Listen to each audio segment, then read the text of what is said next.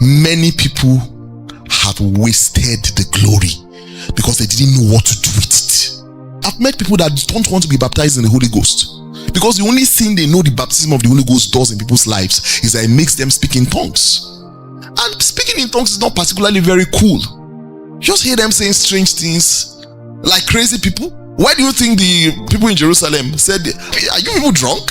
What's going on here?"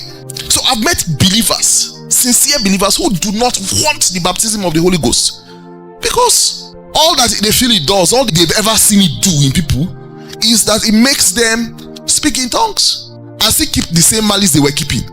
But if they saw somebody who was a drug addict, was struggling, and then all of a sudden he got baptized in the Holy Ghost, and then he lost taste for that drug, they will say, "There's something in this thing, I want it. I want it."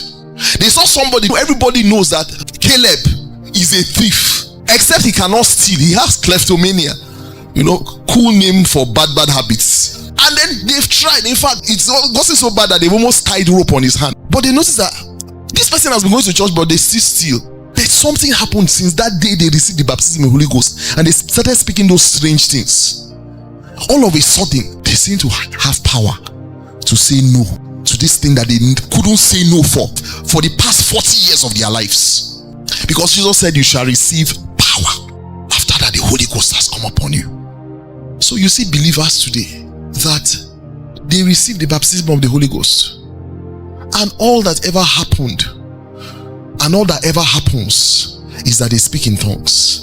And then maybe when growth is happening, they begin to speak in faster tongues and louder tongues, and that's the only experience of the Holy Ghost that they have. There is a missing link.